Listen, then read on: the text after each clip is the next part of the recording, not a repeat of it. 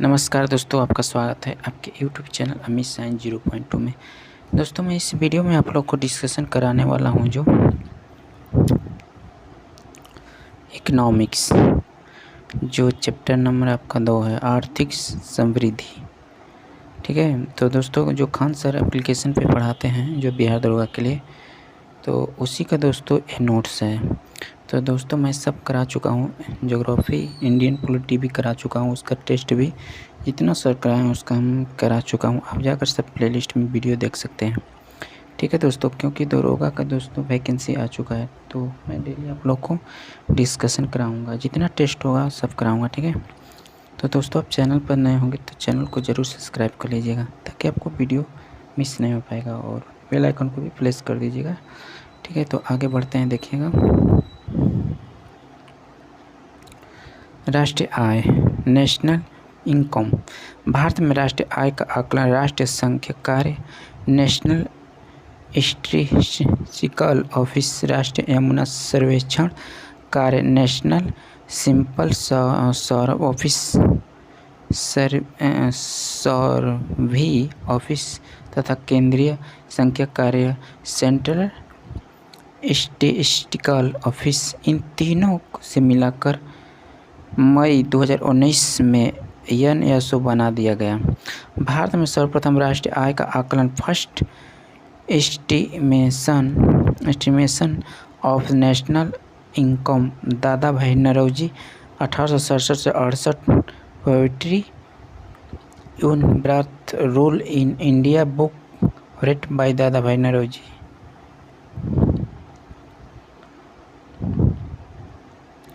1931 से 32 में राष्ट्रीय आय का वैज्ञानिक विधि के आकलन प्रूफ BKRVRO प्रति व्यक्ति आय RS 7.90 है। भारत में सर्वप्रथम राष्ट्रीय आय का औपचारिक आकलन ऑफिशियल एस्टिमेशन 1949 को राष्ट्रीय आय समिति अध्यक्ष PC महामलानोबियस है। ठीक है, आगे देखते हैं। विश्व में राष्ट्रीय आय के जनक जो सिमोन कोंजनेट्स 1971 नोबेल प्राइज है। ठीक है, देखते हैं। भारत ने 2015 में संयुक्त राष्ट्र UN प्रतिनिधि पर आधारित यानी 2008 system of the national account को अपनाया। राष्ट्रीय आय आकलन हेतु देखिएगा, घरेलू सीमा क्षेत्र। घरेलू सीमा क्षेत्र, इसमें भारत की राजनीतिक सीमा क्षेत्र के साथ साथ निम्नलिखित भी शामिल होते हैं। देखते हैं। दूतावास, उच्च आयोग, हाई कमीशन, वाणिज्य दूतावास, मिलिट्री जो दूसरे देशों में है, जहाज, सिर्फ हवाई जहाज, एरोप्लेन्स ETC जो भारतीय द्वारा दूसरे देशों में ले जाए जाते हैं। शोध क्षेत्र जैसे हिमाद्री, भारती मैत्री। आगे देखिएगा, विशिष्ट आर्थिक क्षेत्र जो आपको हो जाएगा जो 221 इकोनॉमिक्स जोन EG जो 200 NM से आपको हो जाएगा 370.40 किमी। ठीक है, आगे देखते हैं। देखिए, सामान्य निवासी, इसमें व्यक्ति के साथ साथ संस्थाएं भारत की भी शक्ति होती है। विदेश के नागरिक जो 1 वर्ष से अधिक भारत में है एवं जिनका आर्थिक लाभ भारत में है। विद्यार्थी, रोगी जो 1 वर्ष से अधिक भारत में है, वे इसमें शामिल नहीं होंगे। ठीक है, आगे देखिएगा। यदि कोई भारत का नागरिक जो निम्न स्थानों में कार्य करता है उसे सामान्य निवासी माना जाता है। अंतर्राष्ट्रीय निकास जैसे IMF, WHO आदि जिनका कार्यकाल भारत में स्थित है। नेक्स्ट देखते हैं।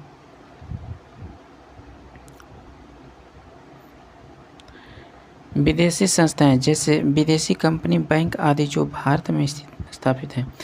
देखिएगा, विदेशी दूतावास जो भारत में स्थापित है।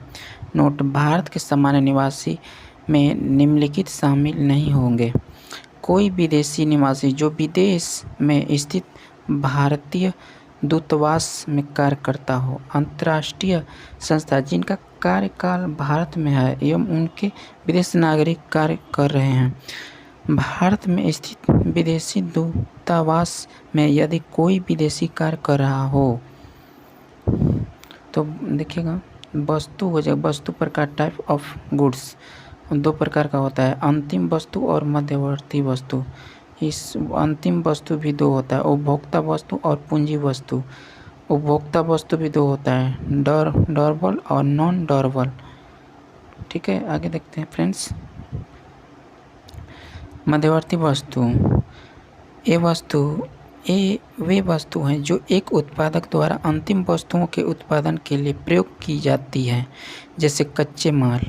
अंतिम वस्तु वो होती है वे वस्तु जिनका प्रयोग एक उपभोक्ता द्वारा प्रत्येक उपभोक्ता के लिए किया जाता है, उसे क्या कहते हैं, अंतिम वस्तु, फाइनल गुड्स। उपभोक्ता की वस्तु आपको वे अंतिम वस्तु जो एक उपभोक्ता संतुष्ट प्राप्त करने के लिए प्रयोग करता है। आगे देखते हैं। पूंजी वस्तु, वे वस्तु अंतिम जो एक उत्पादक कुछ और उत्पादक के लिए प्रयोग करता है। इसका मुख्य उद्देश्य लाभ कमाना होता है। भारत का जीडीपी आपको हो जाएगा gross domestic product at market price. आपको एनडीपी हो जाएगा आपको net domestic product at market price. GNP हो जाएगा gross national product at market price. NNP आपको हो जाएगा net national product at market price. GDP FC gross domestic product at factor cost. आगे देखिएगा फ्रेंड, देखिएगा NDP net domestic product at factors cost. GNP आपको हो जाएगा cross national product at factor cost. NNP हो जाएगा आपको net national product at factor cost. GDP आपको हो जाएगा एमपी एक वित्तीय वर्ष में एक देश की घरेलू सीमा रेखा के अंतर्गत सामान्य निवासियों के द्वारा उत्पादित सभी अंतिम वस्तु एवं सेवाओं के बाजार मूल्य का योग जिसमें मूल्यह्रास शामिल हो। नोट देखिएगा, वित्तीय वर्ष, फाइनेंशियल ईयर्स 1 अप्रैल टू 31 मार्च। लेखा वर्ष 1 अप्रैल टू 31 मार्च। कैलेंडर वर्ष आपको 1 जनवरी से 31 दिसंबर। आरबीआई का वित्तीय वर्ष हो जाएगा financial years of RBI 1 April to 31 March. कृषि वर्ष agriculture years 1 July to 30 June. इस देखते हैं। सकल घरेलू उत्पादन, एक वर्ष में एक निश्चित सीमा के अंदर उत्पादित समस्त वस्तु एवं सेवा के मूल्य को जीडीपी कहते हैं। सीमा के बाहर उत्पादित वस्तु को जीडीपी में शामिल नहीं किया जाता है। जैसे टाटा 800, मैन विदेश में भारत 150, एलजी 300, जीडीपी 1100। सकल राष्ट्रीय उत्पादन जीएनपी ग्रॉस नेशनल प्रोडक्ट्स। आगे देखते हैं। यह पैसा राष्ट्र के काम का होता है। इसमें केवल भारतीय के आय को शामिल करते हैं। माना भारतीय द्वारा विदेश में अर्जित आय x तथा विदेशी द्वारा भारत में अर्जित y हो तो जीएनपी बराबर GDP plus x minus Y राम बराबर 150। टाटा आपको 800 हो जाएगा, जैसे एलजी आपको 300। ठीक है, जीएनपी आपको 1100 प्लस कॉस्ट 150 माइनस 300 बराबर 950 हो जाएगा। नोट आपको x माइनस वाई को शुद्ध साधारण आय कहते हैं। आगे देखते हैं।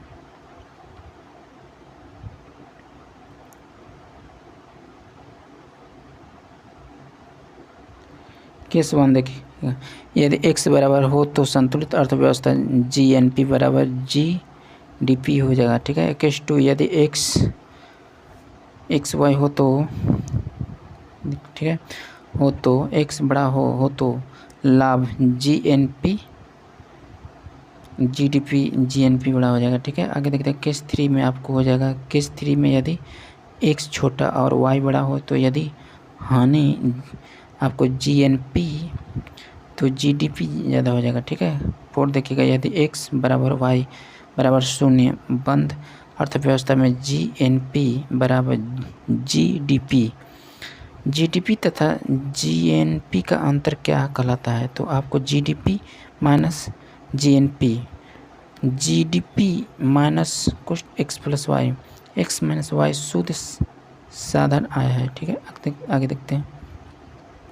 शुद्ध राष्ट्रीय उत्पादन NNP नेट नेशनल प्रोडक्ट्स, यह देश का सबसे शुद्ध पैसा होता है। जब GNP में से मानसूनी की टूट फूट या घिसावट पर आय खर्च को घटा देता है तो उसे NNP मिलाता है। NNP बराबर GNP माइनस D, जहाँ D मूल्य हर्ष Tata 800, RAM 150, LG 300, D 50, GDP 1100, GNP आपको 950 हो जाएगा। NNP आपको 950 माइनस D बराबर 950 माइनस 50 900 हो जाएगा। ठीक है। क्लियर। आगे देखते हैं।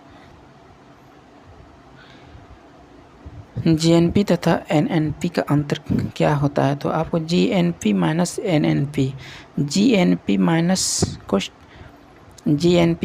D हो जाएगा। GNP minus GNP plus D होता है। ठीक है। D का मूल्य हर्ष होता है। किसी देश के जीवन स्तर को दर्शाने का सबसे अच्छा माध्य प्रति व्यक्ति आय होता है। किसी देश के प्रगति को दर्शाने का सबसे अच्छा माध्य GDP होता है। क्लियर। आगे देखते हैं। मूल्य के आधार पर भारत की GDP छठे स्थान पर है। प्रथम स्थान पर अमेरिका है। प्रथम स्थान पर क्या? अमेरिका है। किसी वस्तु का मूल्य उसके उत्पादन लागत फैक्टर कॉस्ट पर निर्भर करता है। कोई भी वस्तु अपने फैक्टर कॉस्ट पर ही बनी होती है। प्राइस जैसे फैक्टर कॉस्ट FC, MRP आपको हो जाएगा FC जो फैक्टर कॉस्ट प्लस टैक्स। ठीक है। इसमें MRP जहाँ पे लिखा यहाँ पे टैक्स लगेगा। ठीक है। आगे देखते हैं। GDP हमेशा मार्केट प्राइस पर ही निकलता है। ठीक है। GDP MP जो प्राइस हमें मिलता है उसे सरकार द्वारा टैक्स जोड़कर महंगा कर दिया जाता है। सब्सिडी जोड़कर सस्ता कर दिया जाता है। ठीक है। GDP MP बराबर हो जाएगा GDP FC plus tax minus subsidies. ठीक है। देखिएगा मूल्य हर्ष, किसी वस्तु के प्रयोग से उसके मूल्य में कमी। GDP आपको हो जाएगा नॉमिनल GDP, आपको रियल GDP, आपको PP GDP। ठीक। Nominal GDP। नेक्स्ट देखते हैं। वर्तमान मूल्यों का आधारित, वह वर्तमान विनिमय दर के आधार पर होता है। इस आधार पर भारत की GDP विश्व में पाँचवें स्थान पर है। कितने स्थान पर? 5वें स्थान पर। क्लियर। इसका प्रयोग किसी अर्थव्यवस्था में विभिन्न तिमाही की तुलना करने में प्रयोग होता है एवं इसका प्रयोग विभिन्न और अर्थव्यवस्था की तुलना में भी होता है।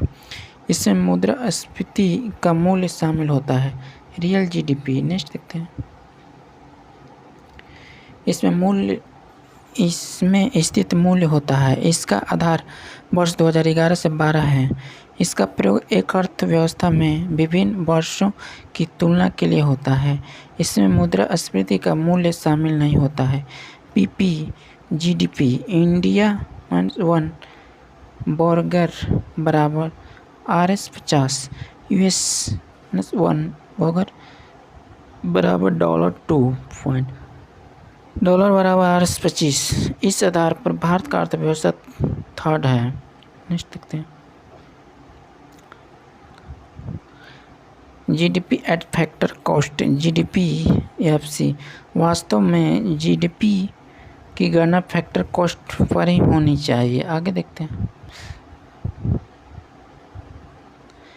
जीडीपी बराबर जीडीपी टैक्स प्लस सब्सिडीज। हम जो जीडीपी निकालते हैं एक्चुअल और नॉमिनल जीडीपी न होकर रियल जीडीपी होता है, जो किसी न किसी बेस ईयर पर निर्भर करता है। ठीक है।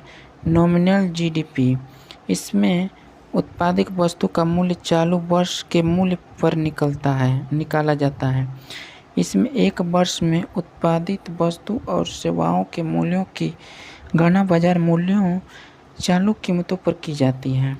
नॉमिनल जीडीपी हमेशा अधिक होता है क्योंकि इसमें मुद्रास्फीति भी जोड़ी होती है। नेक्स्ट देखते हैं।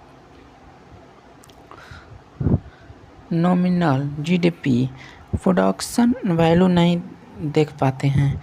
नॉमिनल जीडीपी उस साल के प्राइस पर निकाला जाता है जिस साल की जीडीपी को निकाल रहे हैं। आगे देखते हैं, देखिएगा। पेंसिल पेंसिल प्राइस 2011 5, 2012 का 6 हो जाएगा। प्रोडक्शन जीडीपी 2011 का 5 हो जाएगा। इसका प्रोडक्शन आपको हो जाएगा 20 और नॉमिनल जीडीपी आपको 5 गुणे 20 बराबर 100 हो जाएगा। 12 का आपको हो जाएगा 6, जो इसका प्रोडक्शन हो जाएगा 19 और इसका नॉमिनल हो जाएगा जीडीपी आपको 6 गुणे 19 बराबर 114 हो जाएगा। 2020 का 7 हो जाएगा। इसका प्रोडक्शन आपको हो जाएगा 18 और नॉमिनल जीडीपी आपको हो जाएगा 7 गुणे 18 यानी 126। 2021 का जीडीपी प्राइस प्रिंसिपल देखिएगा 10 हो जाएगा, जो प्रोडक्शन हो जाएगा इसका 15 और इसका नॉमिनल जीडीपी आपको 10 गुणे 15 150 हो जाएगा। 2022 का 15 हो जाएगा और प्रोडक्शन 14 हो जाएगा। ठीक है। और देखिएगा नॉमिनल जीडीपी आपको 15 गुणे 14 210 हो जाएगा। क्लियर। आगे देखते हैं। रियल जीडीपी, जब एक वर्ष में उत्पादित वस्तु और सेवाओं के मूल्यों की गणना आधार वर्ष के मूल्य स्थित कीमतों पर की जाती है। इस आंकड़े को विश्वसनीय माने जाते हैं क्योंकि इसमें अर्थव्यवस्था की सही एवं अधिक वास्तविक स्थिति स्पष्ट होती है। जब हम रियल जीडीपी को निकालते हैं तो प्राइस हम आधार वर्ष पर लेते हैं और प्रोडक्ट चालू वर्ष का लेते हैं। ठीक है। आगे देखते हैं। पेंसिल 2011 5 हो जाएगा। इसका भी प्रोडक्शन 20 और इसका नॉमिनल जीडीपी आपको 5 गुणे 20 हो जाएगा बराबर 100 और रियल जीडीपी आपको 5 गुणे 20 100 हो जाएगा। ठीक है। क्लियर। 2012 का देखिएगा 6 हो जाएगा और प्रोडक्शन 19 और नॉमिनल जीडीपी आपको 6 गुणे 19 बराबर 114 हो जाएगा। 5 गुणे 19 95 हो जाएगा। 2020 7 देखिएगा, इसका प्रोडक्शन 18 हो जाएगा। 7 गुणे 18 बराबर 126, 5 गुणे 18 90 हो जाएगा। ठीक है। आगे देखिएगा 2021 आपको 10 हो जाएगा 15। ठीक है। इसका हो जाएगा नॉर्मल जीडीपी आप 10 गुणे 15 160 हो जाएगा और उसका 5 गुणे 15 हो जाएगा 75। ठीक है। 2022 15 14 आपको हो जाएगा 15 गुणे 14 210, 5 गुणे 14 70 हो जाएगा। जीडीपी ऊपर होता है और जीडीपी नीचे होता है। ठीक है। क्लियर। आगे देखते हैं।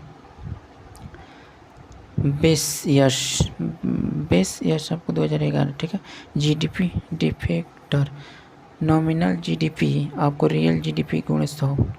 आगे देखते हैं। क्रय शक्ति सामर्थ्य, परचेसिंग पावर, प्राइवेटरी, यह अंतर्राष्ट्रीय विनिमय एक सिद्धांत है। क्लियर। आगे देखते हैं। यह देशों के बीच वस्तु या सेवा की कीमत में मौजूद अंतर है। इसके द्वारा किसी देश की अर्थव्यवस्था के आकार का पता लगाया जा सकता है। पीपी के माध्यम से यह पता लगाया जाता है कि दो देशों के बीच मुद्रा के क्रय में शक्ति में कितना अंतर है, समता मौजूद है। पीपी द्वारा मुद्रा विनिमय दर को तय किया जाता है। पीपी के आधार पर भारत की अर्थव्यवस्था तीसरी स्थान पर है। प्रथम तथा दूसरे स्थान पर क्रमशः 3 तथा अमेरिका है। ठीक है, भारत में पीपी का अमेरिका पीपी से 17 गुना अंतर है। नेक्स्ट देखते हैं इंडिया यूएस गुणे 17। ठीक है, आगे देखिएगा जो परचेजिंग पावर पार्टली फॉर्मूला आपको कॉस्ट ऑफ गुड्स गुणे इन करेंसी 1, कॉस्ट ऑफ गुड्स गुणे इन करेंसी 2 हो जाएगा। ठीक है, शकल आपका मूल्यवास आपका हो जाएगा। डिप्रेशन शुद्ध निवल घरेलू प्लस NF निफा। ठीक है, राष्ट्रीय हो जाएगा NFA NFIA net factor income form award विदेशों से प्राप्त शुद्ध निवल साधन आय। ठीक है, आगे देखते हैं F1 प्लस F1 माइनस। ठीक है, देखिएगा MP माइनस NIT बराबर FC हो जाएगा। ठीक है, MP बराबर cost IT minus subsidy FC हो जाएगा। ठीक है, NTT बराबर IT सब्सिडी IT प्रत्यक्ष कर देखिएगा। NNP देख सकते हैं फ्रेंड्स। ठीक है, NNP आपको हो जाएगा GDP हो जाएगा, उसके बाद NNP FC हो जाएगा, MP हो जाएगा। ठीक है, सब देख सकते हैं अच्छी तरह से। ठीक है, भारत में राष्ट्र भाग का आकलन की विधि आपको हो जाएगा 3 कौन उत्पादन विधि मूल्य विधि हो जाएगा। ठीक है, इससे निर्गत विधि कहते हैं, इसमें आय विधि हो जाएगा, इसमें वितरण विधि भी कहते हैं, व्यय विधि उपभोक्ता विधि, इसे टोटल आउटलेट विधि भी कहते हैं। ठीक है, आगे देखते हैं उत्पादन विधि मूल्यवर्धन विधि। उत्पादन विधि प्राथमिक क्षेत्र में कुल उत्पादन $0.50 ट्रिलियन। द्वितीय क्षेत्र में आपको कुल उत्पादन डॉलर हो जाएगा 1 ट्रिलियन। तृतीय क्षेत्र में आपको कुल उत्पादन हो जाएगा $2 ट्रिलियन। ठीक है, आगे देखते हैं GDP MP आपको माइनस डॉलर हो जाएगा 3.5 ट्रिलियन। डिप हो जाएगा प्लस हो जाएगा NFIA। ठीक है, NI आपको NNP हो जाएगा मूल्यवर्धन विधि वैल्यू एडेड मेथड। ठीक है, आगे देखते हैं VA हो जाएगा प्लस BA प्लस BA। ठीक है, प्राइमरी सेकेंडरी टर्टियरी। ठीक है, GBA MP हो जाएगा, GDP MP हो जाएगा, DP हो जाएगा NFI। ठीक है, NI आपको NNP MP हो जाएगा। ठीक है फ्रेंड्स, आगे देखते हैं आय विधि इनकम मेथड कर्मचारी की क्षतिपूर्ति का मुआवजा, एम्प्लॉय मजदूर वेतन, नगद वस्तु, सामाजिक सुरक्षा योजना हेतु नियोक्ता द्वारा योगदान, अंशदान, सेवानिवृत्ति पेंशन। ठीक है, आगे देखते हैं परिसंचालन अधिवेशन, किराया लगान, रॉयल्टी, इंटरेस्ट, प्रॉफिट। ठीक है, मिश्रित आय। आगे देखिएगा यह संगठित क्षेत्रों के कार्य कर रहे स्वरोजगारों की आय को शामिल करता है। आगे देखते हैं A plus B plus C बराबर NDP FC प्लस NFIA बट्टा में प्लस NIT हो जाएगा, NNP MP NI हो जाएगा। ठीक है, व्यय उपभोक्ता विधि। नेक्स्ट देखते हैं C plus I plus G plus X minus M बराबर GDP हो जाएगा MP। ठीक है, C उपभोक्ता व्यय, I निवेश व्यय, G सरकारी व्यय हो जाएगा, X निर्यात, M हो जाएगा आयात। ठीक है, आगे देखते हैं देखिएगा और GDP MP निजी अंतिम उपभोक्ता व्यय। ठीक है, प्राइवेट फाइनल कॉम्प्रेशन आपको हो जाएगा एक्सपेडिटर। सी सरकारी अंतिम उपभोक्तव्य है। Government final consumption expenditure. जी ठीक है। सकल घरेलू पूंजी निर्माण आपको क्रॉस डोमेस्टिक कैपिटल फॉर्मेशन 1 बराबर 1 हो जाएगा। ठीक है, प्लस आगे देखिएगा निर्वात नेट एक्सपोर्ट एक्स मैंने सेम हो जाएगा। सकल घरेलू पूंजी निर्माण आपको क्रॉस डोमेस्टिक कैपिटल फॉर्मेशन। ठीक है, इसमें एक वर्ष के दौरान एक देश की अर्थव्यवस्था में उपभोक्ताओं उत्पादों एवं सरकार के द्वारा अचल परिसंपत्ति फिक्स्ड एक्सेस का निर्माण शामिल होता है। ठीक है, जैसे वेल्डिंग मशीन में टोटल स्टॉक। आय के प्रकार टाइप ऑफ इनकम प्रति व्यक्ति आय प्रे कैपिटा इनकम। नेक्स्ट देखते हैं। कुल आय बराबर होता है कुल जनसंख्या। निजी आय निजी क्षेत्र की आय प्लस NFIA प्लस स्थानांतरित आय ट्रांसफ़र इनकम प्लस शुद्ध वर्तमान हस्तांतरित विदेशी से net current transfer form rest of the world plus राष्ट्रीय ऋणों पर ब्याज नेशनल डेबिट इंटरेस्ट व्यक्तिगत आय। आगे देखते हैं। निजी आय निगम कर जिससे टैक्स हो जाएगा। ठीक है, कॉर्पोरेट टैक्स अतिरिक्त लाभ। आगे देखिएगा व्यक्तिगत प्रयोज्य आय जो हो जाएगा। यह देश के लोगों को जीवन स्तर को बताता है कि व्यक्तिगत आय प्रत्यक्ष कर है।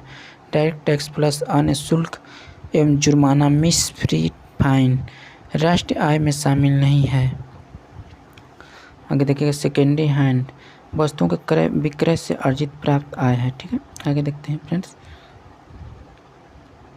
हस्तांतरित भुगतान आय ट्रांसफ़र पेमेंट इनकम वृद्धा अवस्था पेंशन बेरोजगारी भत्ते छात्रवृत्ति काला धन मध्यवर्ती वस्तुओं का मूल्य value of the intermediate goods.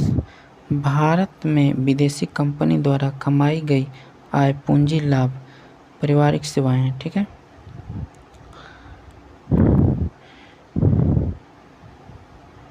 ठीक है फ्रेंड्स, उस चैप्टर में इतना ही क्वेश्चन था। ठीक है, तो दोस्तों वीडियो अच्छा लगा हो तो इसे लाइक ज़रूर कीजिएगा और फ्रेंड्स दोस्तों के पास ज़रूर शेयर कीजिएगा। ठीक है दोस्तों, नेक्स्ट वीडियो में फिर मिलेंगे, तब तक के लिए धन्यवाद।